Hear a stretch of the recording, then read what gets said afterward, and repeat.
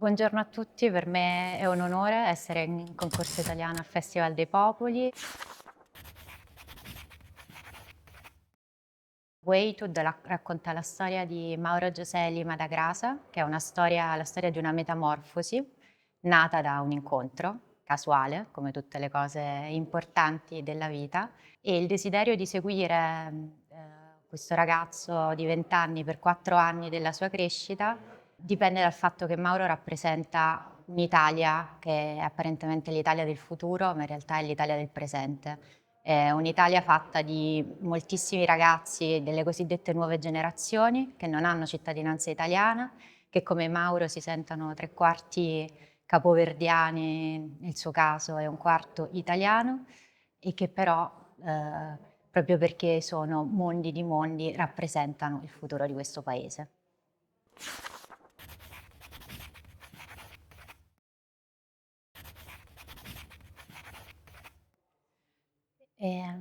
Il film si intitola Waited, che è una parola che nasce da waiting, quindi aspettare, attendere, e hood, che è il suffisso che si aggiunge ad esempio a childhood, ad adulthood.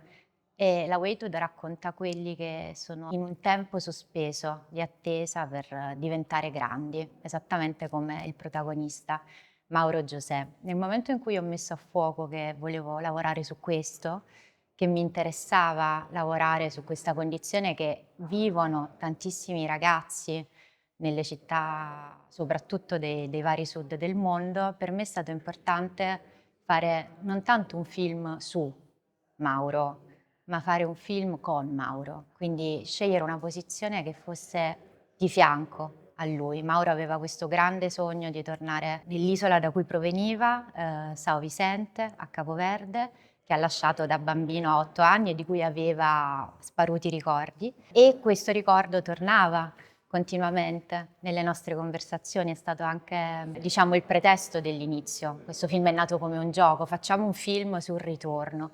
E poi però è diventato la realtà, perché il suo sogno, il suo desiderio è diventato anche in qualche modo il mio. Per me era importante poterlo accompagnare dal momento che io ho un diritto e un privilegio alla mobilità che lui non aveva e questa cosa mi faceva arrabbiare tantissimo. Quindi fare un film con lui significava provare a fare un film su chi non si può muovere per in realtà muoversi, tornare a muoversi e crescere.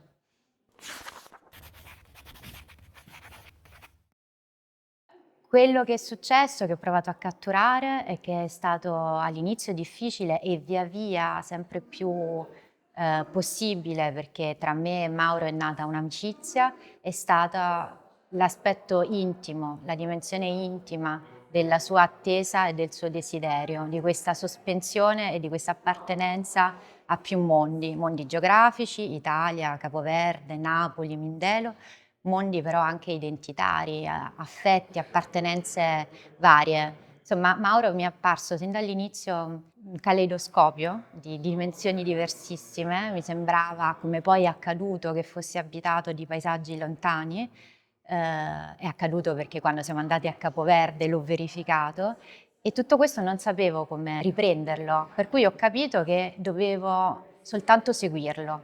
L'ho seguito a Napoli nel suo spazio domestico, privato, con la sua famiglia. Sono diventata, diciamo, parte, della sua numerosa famiglia con 3 fratellini piccoli e una sorella più grande adorabili. E poi nel momento in cui finalmente si è realizzata la possibilità di partire, fino all'ultima sperata ma per nulla e inseguita ma per nulla certa, quando siamo andati a Capoverde io mi sono ritrovata un po' in una condizione simile a quella in cui si trovava lui all'arrivo in Italia, cioè quella di non saper parlare la lingua. Io avevo studiato il portoghese, parlo un po' di portoghese perché ho esperienze pregresse in Mozambico, ma il creolo, il capoverdiano non lo conoscevo. E però questo mi ha reso ancora, mi ha messo nella condizione di essere ancora più attenta a quello che succedeva davanti ai miei occhi, a vedere, ad osservare i volti delle persone, gli spostamenti, i luoghi, in questa sospensione mia di comprensione profonda che però aveva in maniera prerazionale il veicolo della comprensione emotiva e quindi questo mi ha reso ancora più presente in qualche modo. Al ritorno in Italia abbiamo sottotitolato, abbiamo tradotto e lì è nato il film nel film con un sacco di scoperte fatte a posteriori.